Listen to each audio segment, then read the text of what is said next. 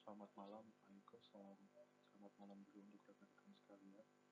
Pada kesempatan kali ini, saya akan sedikit mempresentasikan mengenai peran, fungsi, dan prospek karir dari internal auditor.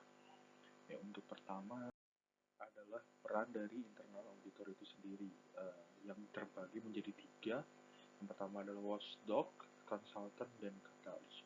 Watchdog itu sendiri adalah menjadi peran yang paling pertama dan mungkin paradigma lama dari seorang internal auditor, yaitu adalah mencermati, memantau kegiatan operasional serta memberi peringatan jika terjadi penyelewengan. Hal ini sering dipersepsikan menjadi polisinya sebuah organisasi, ya karena emang tugasnya adalah sama ya, mirip-mirip menjaga keamanan dari manajemen itu sendiri.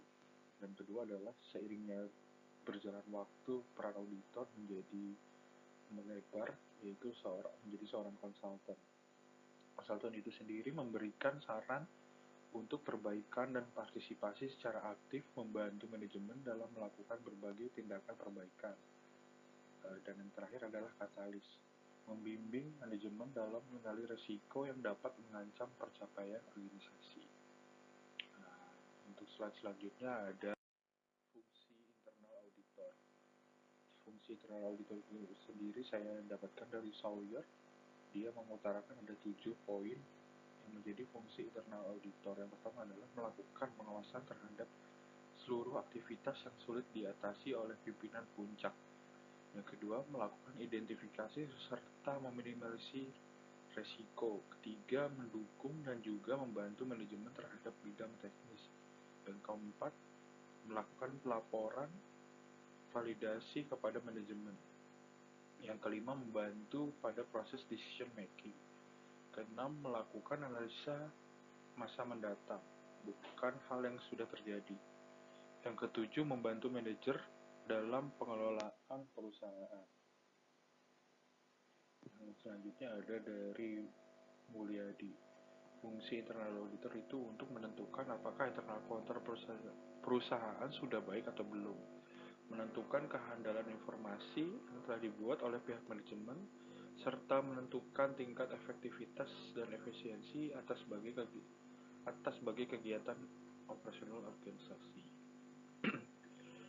Selanjutnya adalah kompetensi internal auditor. Untuk kualifikasi itu sendiri mungkin bisa dijabarkan di sini, ini adalah kompetensi general yang dibutuhkan sebagai internal auditor. Yang tentu saja ya, jika poin-poin ini tercapai, mungkin karir dari internal auditor sendiri itu pasti akan sangat bagus ya prospek ke depannya. Untuk itu kita coba sebutkan dulu kompetensi internal auditor. Yang pertama adalah keterampilan komunikasi, termasuk komunikasi lisan, penulisan laporan, dan keterampilan presentasi. Yang kedua adalah keterampilan memecahkan masalah, misalkan pemikiran konseptual atau analitis. Yang ketiga adalah kemampuan untuk mempromosikan nilai audit internal di antara karyawan kunci dalam organisasi. Yang keempat, mengikuti perkembangan perubahan peraturan dan standar industri. Yang kelima, pengetahuan dalam manajemen risiko perusahaan, misalkan analisis risiko dan penilaian kontrol. Yang keenam, pengetahuan dalam audit, seperti standar audit internal dan standar etika profesional. Berikutnya adalah mungkin ini adalah jenjang karir dari internal auditor. Seperti yang saya sebutkan sebelumnya, jika kompetensi itu mungkin dimiliki oleh setiap internal auditor, mungkin jenjang karirnya akan seperti ini. Yang pertama, yang kita bisa lihat sendiri cukup menjanjikan ya, karena dari divisi auditor itu sendiri sudah memfasilitasi dari paling bawah hingga paling posisi eksekutif, yaitu director. Untuk karir auditor itu diawali dari junior auditor, senior auditor, superintendent auditor, internal audit manager, dan yang terakhir chief auditor eksekutif. Dan mungkin saja bisa menjadi executive position atau jajaran direksi atau presiden director. Ketika pensiun pun karir seorang internal auditor masih bisa berlanjut ya. Eh, Posisinya pun cukup eh, wah gitu. Yang pertama adalah komisioner, board of commissioner, jajaran komisaris, audit komite, dan sebagai lecturer. Eh, iya.